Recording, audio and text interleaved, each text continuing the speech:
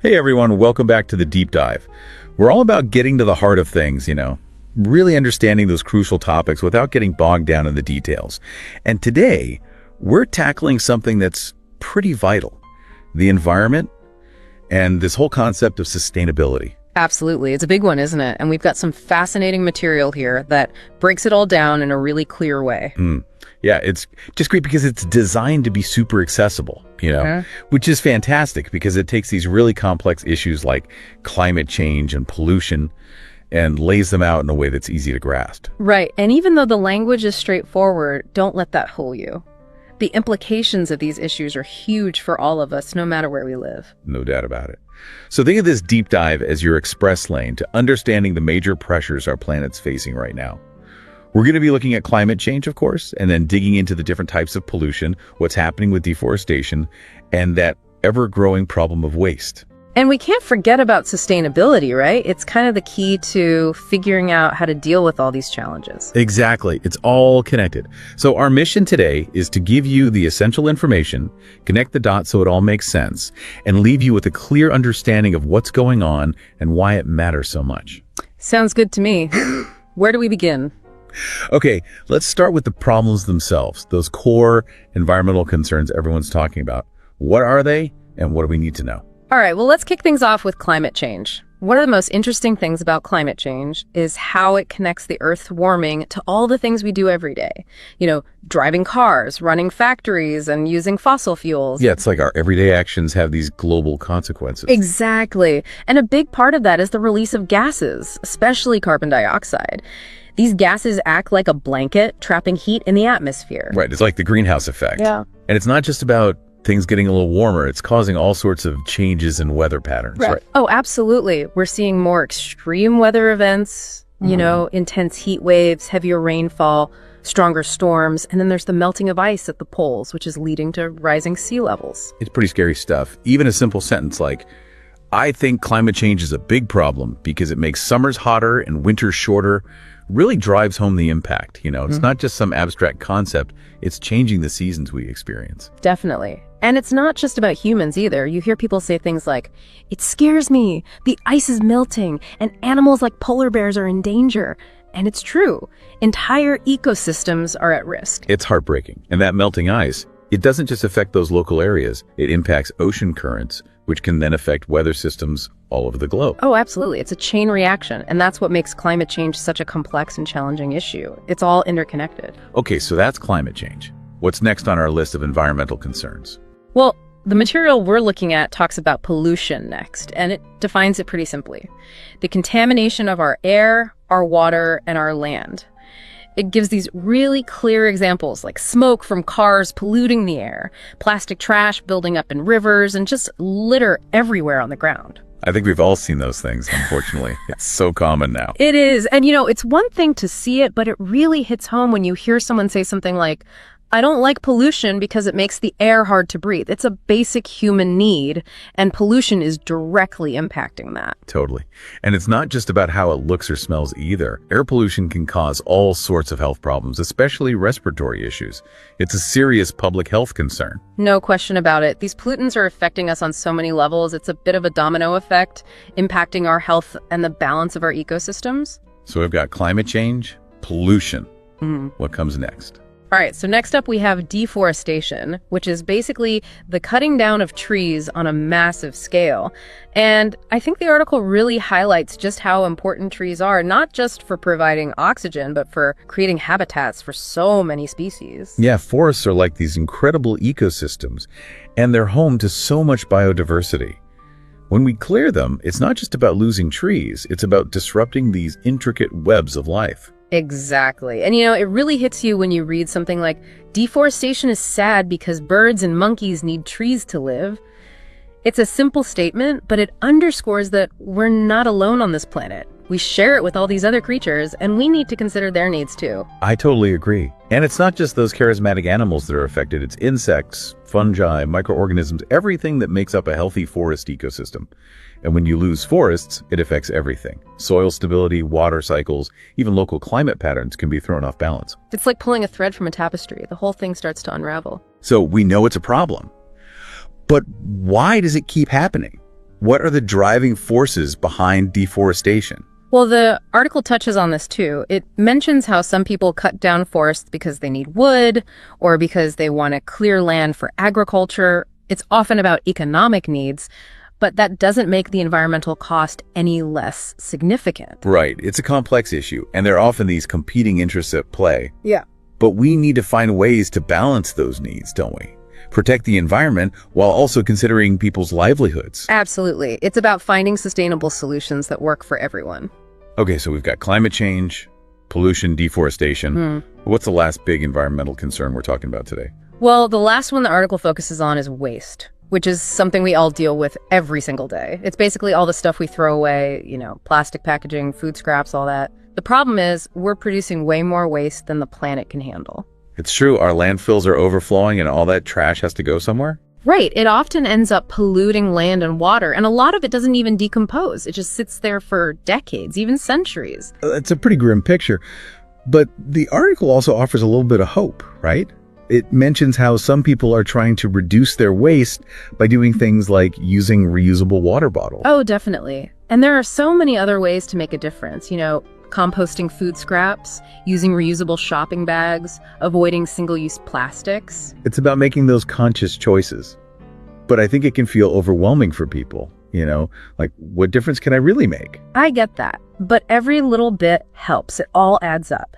And when we make those changes collectively, that's when we start to see real progress. So it's about personal responsibility, but also about working together to find solutions. Exactly. It's both individual and collective action. Okay, so we've spent a good chunk of time talking about the problems, these environmental challenges that are impacting our planet. But the article doesn't just leave us there, does it? It introduces this concept of sustainability as a way to move forward. That's right. It's not just about doom and gloom. It's about recognizing the problems, but also focusing on potential solutions. So in simple terms, what is sustainability really all about? Well, the way it's explained in the article is pretty straightforward. It's basically about using the Earth's resources carefully so that we can meet our needs today without messing things up for future generations. It's about finding a balance between what we take and what we give back. Right. It's not about halting progress or going back to living in caves. It's about being more thoughtful and responsible in the way we interact with the environment. Exactly. It's about making choices that are sustainable in the long term, not just for us, but for the planet as a whole. And the article gives some examples of what that might look like, right? Things like planting new trees after we cut some down, using less plastic, recycling more. Those are all great examples, and I think they illustrate how sustainability can be applied in so many different ways, from individual actions to large-scale projects. And I really like that sentence from the article. Sustainability is important because I want my children to enjoy clean air and green forests. It makes it so personal, It connects this big concept to something we all care about, the well-being of our children and future generations. It really does. And it shows how sustainability isn't just about abstract ideas. It's about creating a better world for the people we love. And that little snippet of conversation, what does sustainability mean to you? To me, it means saving energy and not wasting water. Shows how these big ideas translate into everyday actions, Yeah. It's about making those little choices that add up over time. Absolutely. Sustainability is about changing our mindset and our habits. Okay, so we have a clearer picture now of the problems: climate change, pollution, deforestation, waste, and this idea of sustainability as a potential solution. But I think it's worth taking a moment to address the listener directly here. Why should they care about all this? That's a great point. Sometimes these issues can feel so big and distant, like they don't really affect our daily lives. But the truth is, we all live on this planet, and its health directly impacts our own well-being. Exactly. And the article makes that clear. It says, this planet is our shared home. It's a simple statement, but it really drives home the point that we're all in this together. We are, and we're already seeing the consequences of environmental damage all around us. Air quality is declining in many places, some regions are facing water shortages, and extreme weather events are becoming more frequent and intense. It's like a wake-up call, isn't it? We can't just ignore these problems and hope they'll go away. We need to take action. We do, and it's not just about protecting ourselves either. We have a responsibility to the other living beings on this planet, plants, animals, all the incredible biodiversity that makes Earth so special. That's right. We're part of a larger ecosystem, and when one part of that system is damaged, it affects the whole. And I like how the article puts it. I care about the environment because I love swimming in clean rivers. It highlights that personal connection to nature and how environmental health allows us to enjoy the things we love. It's a great way to personalize it, Yeah. because it's true for so many of us. We care about the environment because it allows us to experience the beauty of nature, to breathe fresh air, to drink clean water. Those are pretty fundamental things, wouldn't you say? Absolutely. And that's what that little dialogue in the article emphasizes too. Why do you think we should care about nature? Because if we don't, we won't have fresh food or clean water someday. It boils it down to our basic needs for survival. So it's not just about saving the planet in some abstract sense. It's about ensuring that we can continue to live healthy, fulfilling lives. Exactly. It's about securing our future. Okay, so we've talked about the problems, the concept of sustainability, and why it all matters to us personally. But I think one of the most helpful things about this article is that it provides some real-world examples of sustainability in action. I agree. It's one thing to talk about these concepts in theory, but it's much more inspiring to see how they're being put into practice. Exactly. So what are some of those examples that stood out to you? Well, the first one that caught my eye was the increasing use of reusable shopping bags. Yeah. Many places have banned or started charging for single-use plastic bags, which has really encouraged people to switch to reusable alternatives. It's amazing how such a simple change can have such a big impact. And the article captures that nicely with the sentence, I like using reusable bags because they stop plastic waste. It's straightforward, but effective. It is, and it's a great example of how individual actions can make a difference. And that little conversation starter, my town banned plastic bags, what about yours, is a nice touch. It encourages people to think about what's happening in their own communities and to get involved in local initiatives. Totally. It sparks that local engagement.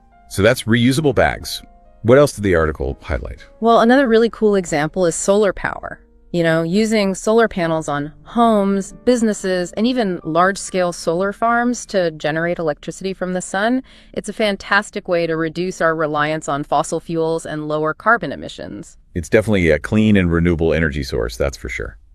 And the article states that pretty clearly, solar power is clean and doesn't makeovers. But I think it's also worth acknowledging that there are some challenges associated with solar power, like the initial cost of installation and the fact that it's not always sunny everywhere. Oh, absolutely. It's not a perfect solution, but it's a step in the right direction. And the article prompts some critical thinking with the question, do you think solar panels are a good idea? It encourages people to weigh the pros and cons and form their own opinions. Right. It's about having those informed discussions and considering all the factors. Exactly. Okay, so another example that really stood out to me was tree planting initiatives. The fact that millions of trees were planted in India in a single day is just incredible. It shows what's possible when people come together to make a positive impact. It's truly inspiring. And the simple statement, planting trees helps animals and makes the air better, highlights those tangible benefits that everyone can understand. It does. And then the article poses this question, have you ever planted a tree? Which I think is a great way to bring it back to a personal level. Have you ever contributed to this effort in some way? It's a nice touch. And it's something that anyone can do, even if it's just planting a tree in their own backyard. Exactly. It's about participating in solutions no matter how small. Okay, what's the last example we're going to talk about? Well, the final example the article highlights is recycling programs, and it specifically mentions San Francisco as a city with a particularly impressive system. They're doing a great job of diverting waste from landfills and conserving resources. San Francisco's commitment to recycling is definitely something to admire. And the article emphasizes the simplicity and effectiveness of recycling with the sentence, recycling is easy and saves resources. But I think it's also worth pointing out that not all recycling programs are created equal, and it's important to educate ourselves about what can and cannot be recycled in our own communities. Oh, absolutely. It's about being informed and making sure we're recycling correctly. And that last little question, does your school have a recycling bin, is a great way to bring it back to that everyday context. It encourages people to look around and see what recycling resources are available to them. It's about taking that awareness and turning it into action. Okay, so we've covered a lot of ground today. We've explored the major environmental challenges facing our planet: climate change, pollution, deforestation, and waste. We've also learned about the concept of sustainability and how it can help us address these issues. And we've seen some really inspiring real-world examples of sustainability in action, which I think gives us hope that positive change is possible.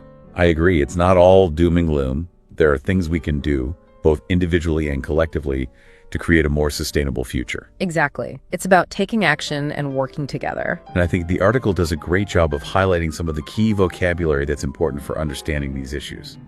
Terms like nature, recycle, pollution, energy, reusable, waste, forest, carbon dioxide, or co-Euro sustainability, and climate. Those are all essential terms, and having a clear understanding of them allows us to engage in more informed conversations about these topics. It's about building that shared vocabulary so we can all be on the same page. Exactly.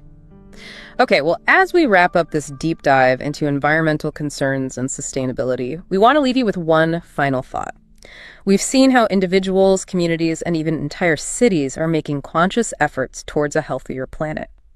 So, as you go about your day, think about those diverse examples of sustainability in action, from something as simple as using a reusable bag to large-scale solar projects and robust recycling programs. What's one small change you could consider making in your own life to contribute to a more sustainable future? It doesn't need to be a monumental shift, just one small step, maybe even starting today. It's about recognizing that even small individual actions, when multiplied across many people, can have a huge collective impact. And that's what gives me hope. Me too. Thanks for joining us for this deep dive. We hope it's given you some food for thought and inspired you to take action. Until next time. Ever think about how much those old stories, from way back when, still kind of shape our world today? Yeah, it's pretty amazing. It really is. Welcome to the deep dive where we, you guessed it, we dive deep into fascinating topics. And today, it's all about major historical events. Awesome. I love history. Me too. The really cool thing is the material we're using, it's actually from a collection for English language learners. Oh, interesting. But the insights, seriously fascinating for anyone who wants to understand, how we got to where we are now. I bet. Our mission today is pretty straightforward. We're going to pull out those key facts and insights from these historical turning points. Think of it as a shortcut to get why they matter, without getting totally lost in the weeds. I like shortcuts. Who doesn't? Plus, we're hoping to spark some aha moments for you along the way. Aha. I love those. Ready to dive in? Let's do it. All right, so we've got a pretty packed lineup. We'll be looking at the discovery of America in 1492, the French Revolution, that's 1789 to 1799, the invention of the printing press around 1440, World War II, the big one, 1939 to 1945, and then to finish on a high note, the moon landing in 1969. Wow, quite a reign. It is. Okay, so let's kick things off with Christopher Columbus, the guy who sailed the ocean blue in 1492. Yeah. Okay, so the story, the one we all kind of know, is that in 1492, Christopher Columbus, an Italian explorer, right? He set off on this voyage across the Atlantic. Right. And his original goal wasn't actually to find the Americas. He was trying to find a new sea route to Asia. To India, spices, all that. Exactly. And, instead he ends up in the Americas, which back then was pretty much unknown to Europeans. So for them, this was like a huge discovery. It's like finding a whole new world, literally. And this moment is really seen as the beginning of European exploration and, importantly, colonization of the Americas. Right. And that's something I think is really important to remember here. It's not just about finding a new place on the map. Our source material makes it clear that this was the start of European exploration and colonization. Totally. That second part, the colonization, that's crucial for understanding the whole picture. Yeah, absolutely. Because it wasn't just, oh, hey, look what we found. It was, oh, hey, look what we found. Let's claim it. Exactly. And so while for Europeans this was a moment of discovery, it's really important to think about it from the perspective of the people who are already living there, you know? Right. They weren't exactly thrilled. No, not exactly. The arrival of Europeans, it brought about some massive changes for those native populations. And a lot of those changes were pretty devastating. Diseases, displacement, all that. Yeah, totally. And beyond just the initial voyage, this event, this discovery, it sets off what's known as the Columbian Exchange. This huge transfer of plants, animals, diseases, and even culture between Europe and the Americas. It went both ways, didn't it? It did, yeah. But for the indigenous people, a lot of the consequences were really negative, especially with the introduction of diseases like smallpox. It's kind of a mixed bag, isn't it? Mm-hmm. On one hand, this incredible discovery, but on the other, this devastating impact on the people who were already there.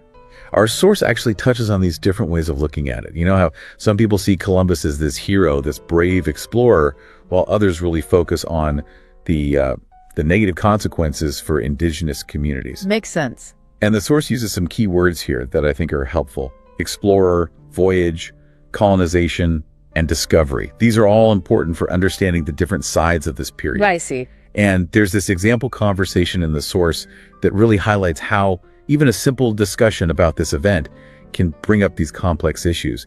And it really encourages you to think about it from multiple perspectives, which is so important when we're looking at history, right? It's rarely black and white. Totally. It's all shades of gray. Exactly. Okay, so let's fast forward a few centuries to France, the late 1700s. Right. This is the time of the French Revolution, a period of huge upheaval from 1789 to 1799. What was going on there? Like, what were the main things that led to this revolution? Well, like a lot of revolutions, it really boils down to discontent. There was a ton of poverty in France at that time, especially among the regular folks. Right, the everyday people. Exactly. And on top of that, the taxes, they were super unfair. The aristocracy and the clergy, they got to enjoy all these privileges while the burden of paying for everything fell on everyone else. So not a lot of love for the rich and powerful. Not really, no. And then you've got King Louis XVI, ruling with absolute power, completely out of touch with what people needed. Yeah, not a good recipe for stability. Definitely not. And all this anger, all this frustration, it eventually explodes, leading to some really dramatic events. Like what? Well, the revolution was all about overthrowing the monarchy, you know, that whole system with a king or queen in charge. And it culminated in the execution of King Louis VI, a pretty powerful symbol, right? Yeah, that's a big statement. It was, and after that, they tried to establish a new government, although it changed a lot throughout the revolution. But the revolution wasn't all, you know, sunshine and roses. While it did promote these ideas of liberty and equality, it also had its dark side, like the Reign of Terror. It's a good reminder that even revolutions with the best intentions can get messy and have unintended consequences. It's complicated, right? Very. But the impact of this revolution, it wasn't limited to France.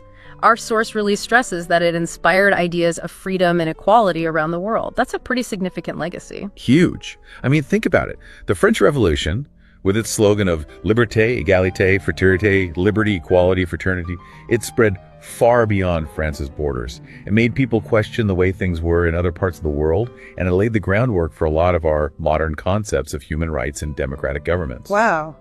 The source uses some important terms to help you grasp all this. Revolution, monarchy, equality, and uprising. Makes sense. And to add a kind of gruesome detail, it mentions that the king was executed by guillotine. Yikes. Yeah, it was a pretty intense period. This event, the French Revolution, it really was a turning point. It shook up traditional power structures and gave rise to those powerful ideas, freedom, equality, that we still value so much today. Makes you realize how far we've come, right? It does. Okay, so let's jump back in time a bit now. We're going back to the invention of the printing press. This one's around 1440, and it's a game changer for the spread of information. Oh yeah, the printing press. It's huge, and we're talking Johannes Gutenberg, the man behind this amazing invention. You know, for us, living in a world where information is everywhere, it's kind of hard to imagine what it was like before mass-produced books, right? Right? Like, can you even picture that? It's wild, right? Before the printing press, books were copied by hand.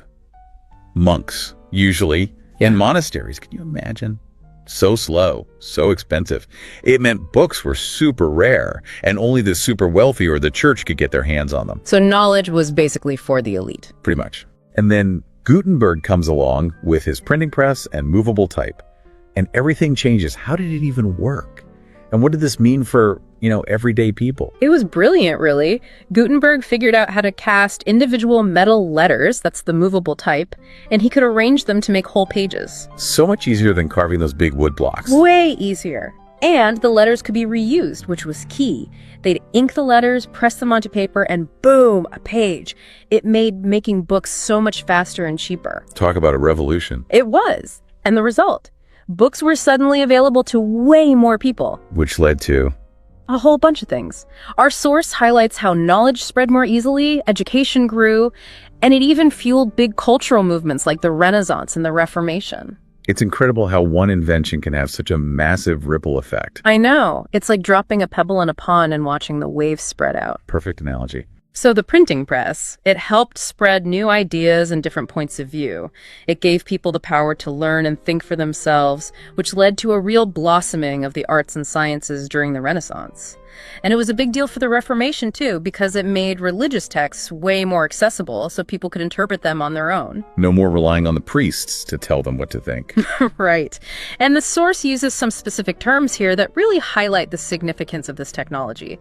Invention, printing press, movable type, and Renaissance. It's like the internet of its time, wouldn't you say? Definitely. It's like the internet before the internet. Information was suddenly available to so many more people. It makes you appreciate how important access to information really is.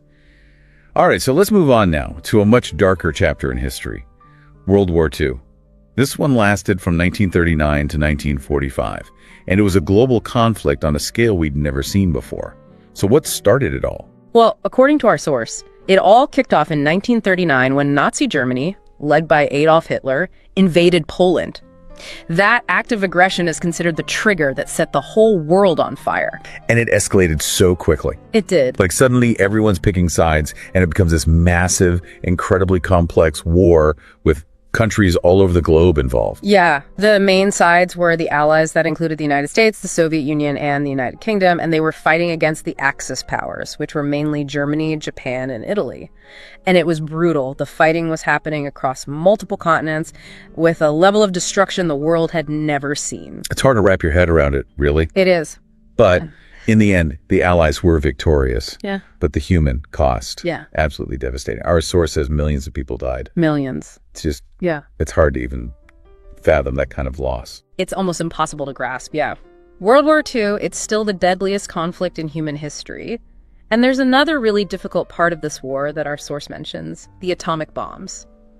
The United States dropped atomic bombs on Hiroshima and Nagasaki in Japan. They call it a terrible moment, which it was, but it did play a big role in ending the war. It's a very complex and controversial event. Definitely. But when we look back at World War II, I think the biggest lesson we can learn is the importance of peace, of finding ways to work together to prevent that kind of devastation from ever happening again. It also shows us how dangerous unchecked aggression can be and why we need to have systems in place to maintain some kind of global stability. So true. And World War II, it's still being studied today. I mean, it had such a huge impact on the world, on all of us. Okay, so now let's completely shift gears. We're going from the darkness of war to the excitement of space exploration. We're talking about the moon landing in 1969. This was a moment that captured the world's imagination. Do you remember where you were when it happened? I don't, actually. But I know about it. It was pretty incredible. On July 20, 1969, NASA's Apollo 11 mission did something that had only been dreamed of in science fiction. They landed humans on the moon. Wow. Neil Armstrong and Buzz Aldrin, they were the astronauts who actually took those first steps on the lunar surface, while Michael Collins orbited above in the command module. It's wild to think about. It is. And of course, who can forget those famous words from Neil Armstrong as he stepped onto the moon? That's one small step for man, one giant leap for mankind. Such a powerful quote. It really sums up the magnitude of that achievement for everyone, for all of humanity. It was an incredible feat of engineering, scientific innovation, and just pure human courage. The Source highlights it as a huge achievement in space exploration, proving that we could do things that seem impossible. So inspiring. The Source uses some key words here that I think are really fitting. Astronaut, lunar, mission, and achievement. They really capture the spirit of this whole endeavor. Yeah, they do. I don't know about you, but it gives me a real sense of hope for humanity, you know? Totally. Like, if we can put people on the moon, what can't we do? It's true.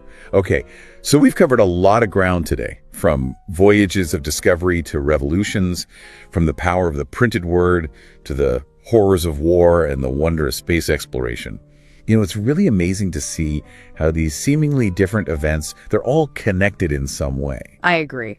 And our source, it actually gives some really helpful tips for talking about history. I think these are useful even if you're not learning a new language. It's about how to understand these kinds of events and how to talk about them in a way that makes sense. Good tips are always welcome. Definitely.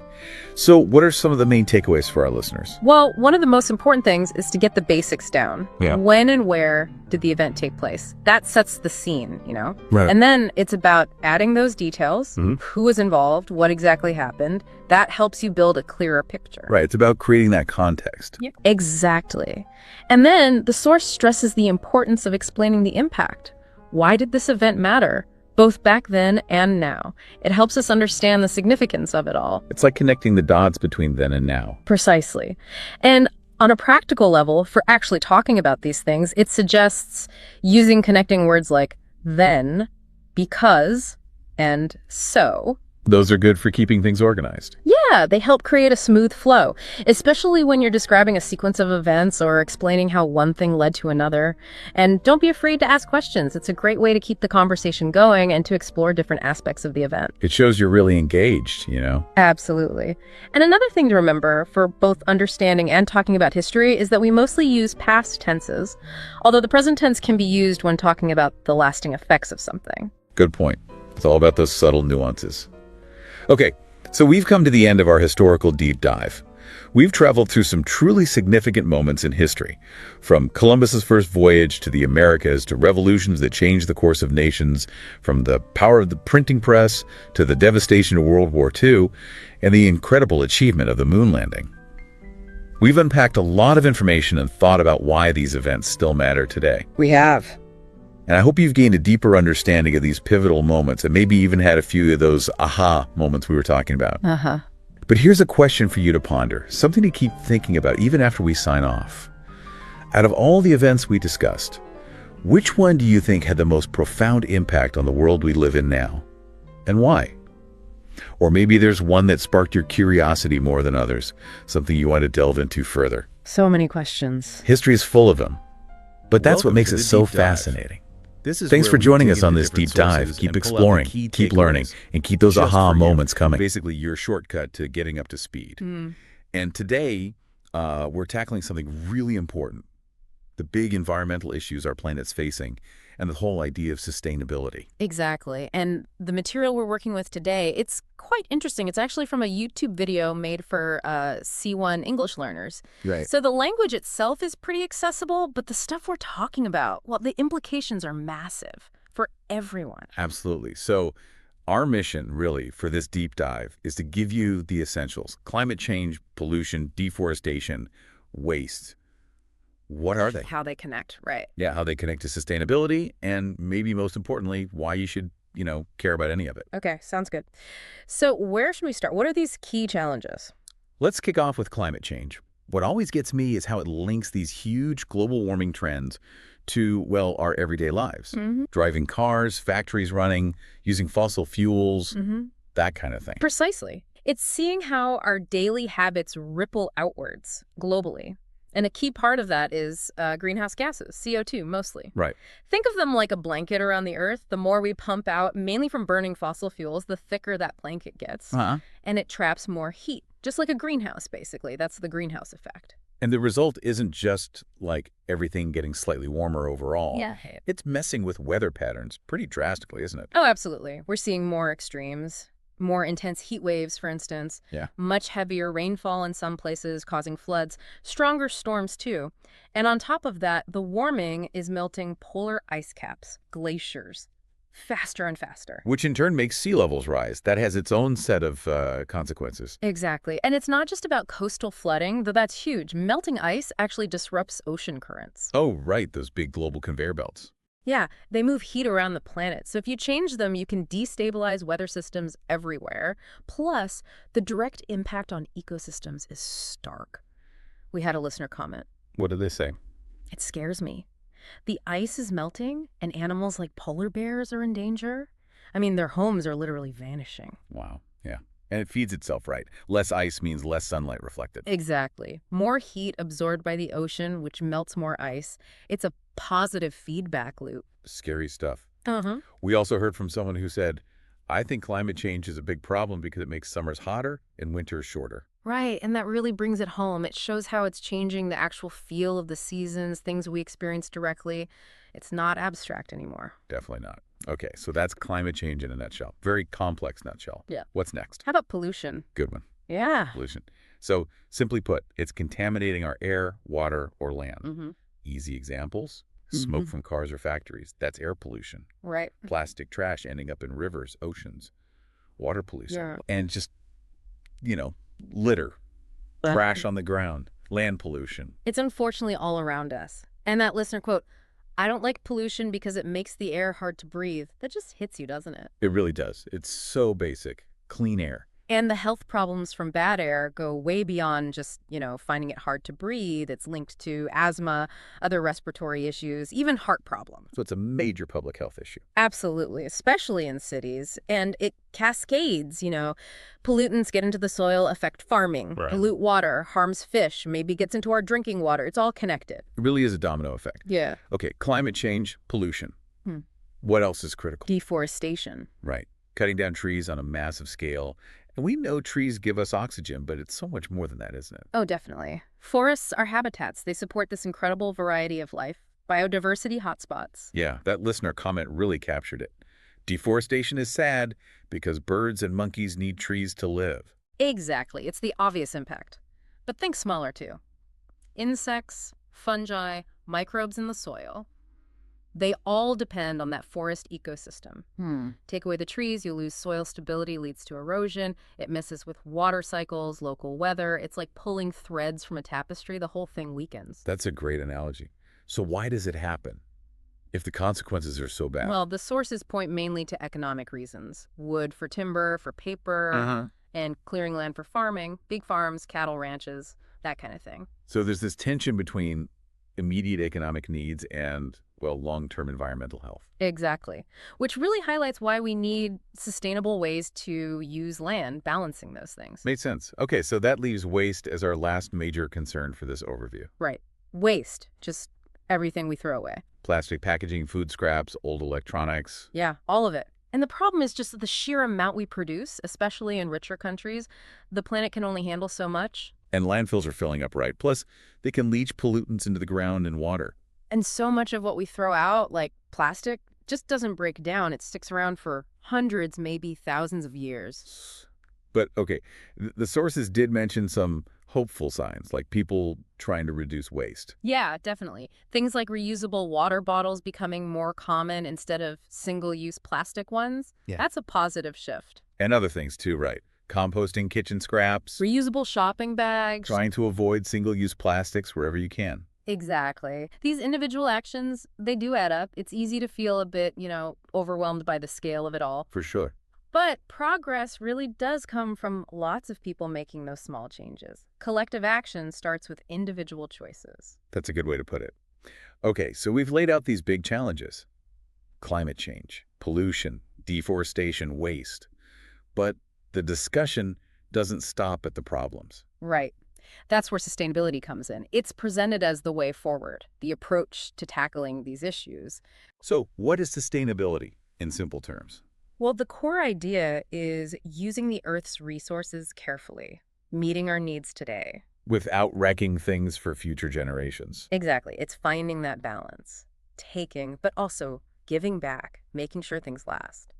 So it's not about stopping progress or living in, like, the dark ages. Not at all. It's about being smarter, more responsible in how we interact with the environment, thinking about the long-term consequences of our actions. And the sources gave examples like planting trees, reforestation, Using less plastic. recycling more, those kinds of things. Yeah, practical examples. And that listener quote, sustainability is important because I want my children to enjoy clean air and green forests. That really personalizes it, doesn't it? It absolutely does. It ties it to our hopes for the future for our families. Yeah. And there was that little dialogue snippet too. Oh, yeah. What does sustainability mean to you? To me, it means saving energy and not wasting water. Right. See, it breaks down into those everyday concrete actions, things anyone can do. Fundamentally, then, it's about a shift in thinking and changing some habits. That's it, exactly. A change in mindset leading to more responsible habits. Okay, so we get the problems, we get the concept of sustainability as a solution.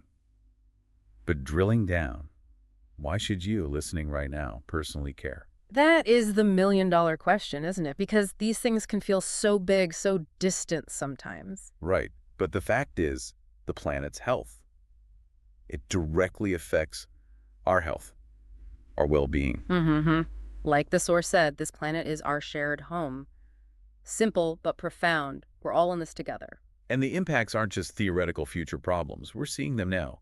Air quality issues in cities. Water shortages in some areas. More extreme weather events hitting more often. These are real things happening to people right now. And beyond just us humans, there's a responsibility to all the other life on Earth, isn't there? Everything's connected in these ecosystems. When we damage them, we lose species, we disrupt natural processes we actually depend on. That's a really important point.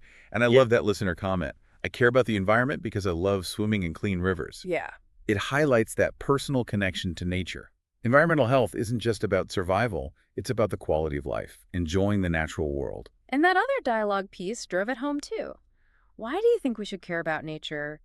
Because if we don't, we won't have fresh food or clean water someday. Wow, yeah, that boils it down to the absolute basics. Exactly. So caring for the environment, it's not just some nice to have. It's fundamental to having healthy, fulfilling lives now and, securing a decent future. Absolutely. Okay, so knowing why it's important, let's look at sustainability in action. What are some real-world examples? Yeah, it's good to see the practical side. One big one is reusable shopping bags. Oh, yeah, that's become pretty common. Lots of places banning single-use plastic bags or charging for them. Exactly. It nudges people towards reusable ones. And that listener said, I like using reusable bags because they stop plastic waste. Simple, direct impact. In that prompt, my town banned plastic bags. What about yours? Gets you thinking about what's happening locally. Mm-hmm. Another big area is solar power. It's really taking off. You see panels everywhere now, don't you? On houses, big solar farms. Right. Harnessing energy from the sun. It's clean. It's renewable. And as the source mentioned, solar power is clean and doesn't make noise. Nice bonus. True. Now, there are challenges, obviously. Initial costs can be high, and you need sunlight. Yeah. But overall, the move towards solar is definitely a positive trend. That question, do you think solar panels are a good idea? It makes you weigh the pros and cons. It does. What else? Tree planting initiatives. We're seeing more of these large-scale efforts. Like the example from India, planting millions of trees. That's amazing. It really is, and the source just puts it plainly. Planting trees helps animals and makes the air bigger. Covers the key benefits. And asking, have you ever planted a tree? Makes it personal again.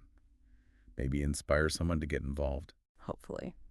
And finally, recycling programs. Super important for cutting down waste and saving resources. San Francisco was mentioned as having a really good system, diverting a lot of waste away from landfill.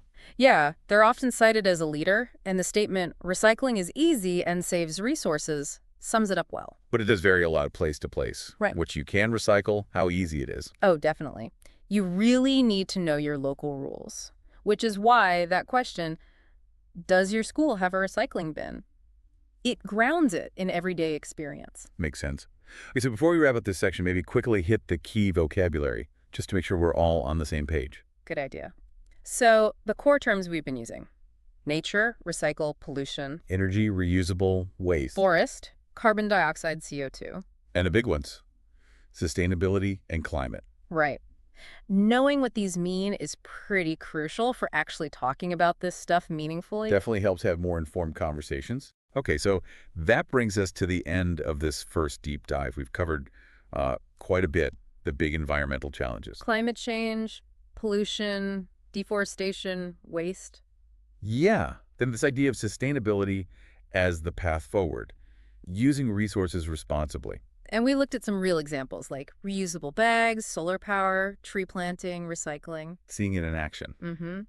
And thinking about all those examples, from the small individual choices to the big citywide programs, it shows there are lots of ways people are trying to move towards, well, a more sustainable future. It does give you a bit of hope, seeing those different approaches. Yeah. So here's something for you to think about. What's maybe one small change you could consider making in your own life to sort of nudge things in a more sustainable direction? Doesn't have to be huge, right? No, not at all. Just one small step. Maybe something you could even start today. Because remember, all those small actions, they really do add up when lots of people do them. That's the key, collective impact.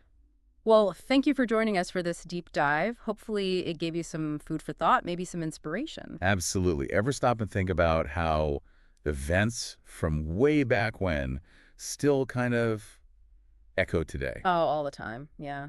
History isn't just in the past, is it? It shapes our present constantly. Exactly. Welcome back, everyone, to The Deep Dive. Where we, explore interesting topics thoroughly. And today, we are shifting gears quite a bit. We're looking at some major historical events. I'm really looking forward to this. And what's kind of cool is the sources we're using, they're actually materials designed for English language learners. Right, but don't let that fool you into thinking they're simplistic. They actually offer some really clear and insightful takes on how we got to where we are now. Totally agree. So our mission for this deep dive is to pull out the essential facts, the key insights from these really pivotal moments in history. Giving you that solid understanding without getting lost in, endless detail. Your shortcut to historical literacy, maybe. Something like that. So what's on the historical agenda today? We've got quite a lineup. We're talking the discovery of America, 1492. Okay. The French Revolution, 1789 to 1799. Right. The invention of the printing press, around 1440. Huge one. World War II, 1939 to 1945. And the moon landing in 1969. Wow, okay. Covering some serious ground there. Let's start at the beginning of that list. Columbus, 1492. Right. The year many people learn is the discovery of America. So the basics, as our sources lay them out. 1492, Christopher Columbus, an Italian explorer, sails across the Atlantic. But he wasn't actually looking for the Americas, was he? No, not initially. He was trying to find a new sea route west to Asia, to India specifically, for spices and trade. And instead, bam, he hits the Americas, lands unknown to Europeans at that time. A massive discovery from their perspective. New lands, new possibilities. Exactly. And this voyage really marks the start of sustained European contact, exploration, and, importantly, colonization of the Americas. Yeah, that colonization part is crucial, isn't it? It wasn't just finding land. The source material really stresses this was the beginning of European powers, setting up shop, taking control. Absolutely vital to understand, because for the indigenous peoples already living there, well, the arrival of Europeans had huge, often devastating consequences. We have to remember, Europeans called it a discovery, Yeah. but people were already there. Thriving cultures, civilizations. Right. Columbus's arrival and those who followed brought massive disruption. New diseases the native populations had no immunity to, Displacement from their lands. imposing completely foreign ways of life and government. It was catastrophic for many. It really was. And beyond that initial contact, these voyages kicked off what we call the Columbian Exchange. Yes, the transfer of, well, everything, basically. Pretty much. Plants, animals, diseases, technology, ideas, back and forth between the old world, Europe, Africa, Asia, and the New World, the Americas. Brought new foods both ways, which is interesting. Potatoes, tomatoes to Europe, horses, wheat to the Americas. But also, crucially, those diseases, like smallpox, that absolutely decimated indigenous populations in the Americas. Yeah. And I appreciate that our source material tries to present these different angles, acknowledging the significance for Europe, but also the tragic impact on the America's original inhabitants. It shows history is complex. Definitely. It's not a simple story. And the source points out key terms like explorer, voyage, colonization, discovery, essential vocabulary for talking about this period. And there was a sample conversation in the source, too, Yeah. showing how discussing it brings up these complexities. Yeah, which is great. It encourages that more nuanced view rather than just dates and names. Absolutely. History's rarely black and white. Okay, let's jump forward quite a bit. France, late 1700s, the French Revolution. 1789 to 1799, what lit the fuse there? Well, at its core, it was about massive discontent, huge poverty, gaping social inequality, especially for what they called the third estate, basically, the common people. And the tax system was incredibly unfair. The nobility, the clergy, they got loads of exemptions. While the ordinary people carried the burden. Exactly, which bred enormous resentment towards the monarchy, the privileged classes. Plus, you had King Louis VI ruling absolutely, seeming totally out of touch with what people were going through. It was just a powder keg waiting to explode. And explode it did, leading to events that didn't just change France, but echoed around the world. For sure. The goal was to overthrow the monarchy, the whole aristocratic system. Yep. The storming of the Bastille prison in 1789 became this huge symbol of defiance. Yeah. And ultimately, they executed the king, Louis XVI, which was, I mean, incredibly radical for the time. A really powerful statement. End of an era. But it wasn't all noble ideals, was it? There was the reign of terror, extreme violence. No, revolutions are messy, often brutal. It's a stark reminder that even movements fighting for things like liberty can go through dark phases. Mm-hmm. But the impact of the French Revolution, immense. Our source really highlights how it inspired people fighting for freedom and equality everywhere. It really did. Those ideals, liberté, égalité, fraternité, liberty, equality, fraternity, spread far beyond France. Challenged old power structures, paved the way for modern ideas about rights and democracy. Yeah, and the source gives us key terms like revolution, monarchy, equality, uprising, words you need to understand this period. And it mentioned the guillotine, right, as how Louis XVI was executed. Yes, a vivid, grim detail that underscores the dramatic nature of it all. It was truly a watershed moment, old systems crumbling, new ideas emerging. Definitely makes you think about how far we've come and maybe how far we still have to go. Okay, let's rewind again, way back to around 1440, the printing press. Ah, Gutenberg. A single invention, but wow, the impact. It's hard to even imagine a world without it, isn't it?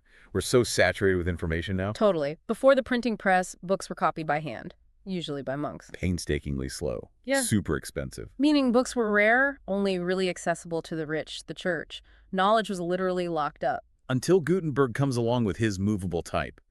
How did that change things so dramatically? Well, his breakthrough was creating individual letters out of metal. Movable type. You could arrange them to make words, pages. Instead of carving a whole page onto a wood block, which they did before sometimes. Right. And the key was these metal letters could be reused, rearranged. You'd ink them up, press them onto paper. Suddenly, you could make copies much, much faster and cheaper. An information explosion, basically. Absolutely. The immediate effect. Way more books available, which led to, well, more people learning to read. Literacy spreads, education improves. And it fueled huge movements like the Renaissance, the Reformation.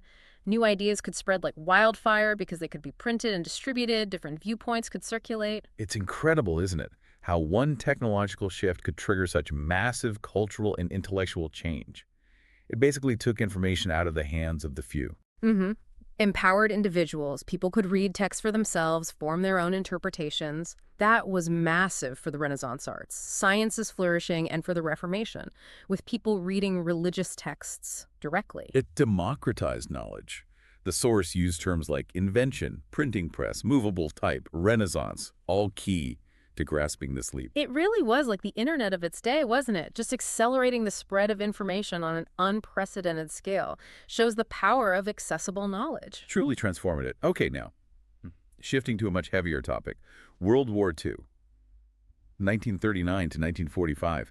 Just a global catastrophe. What kicked it off? Well, according to our source, the generally accepted trigger was Nazi Germany, led by Hitler invading Poland in 1939. And that was the final straw for other European powers. Yeah. Britain and France declared war on Germany, and it just snowballed from there, pulling in countries across the world. And it formed into those two main alliances. Right. The allies, the big ones being the U.S., the Soviet Union, the U.K. fighting against the Axis powers, mainly Germany, Japan, Italy. Fighting happened all over the globe. Europe, Asia, Africa, the Pacific. Unbelievable destruction. And the human cost. Just astronomical. Tragically so. The source says millions died. Millions.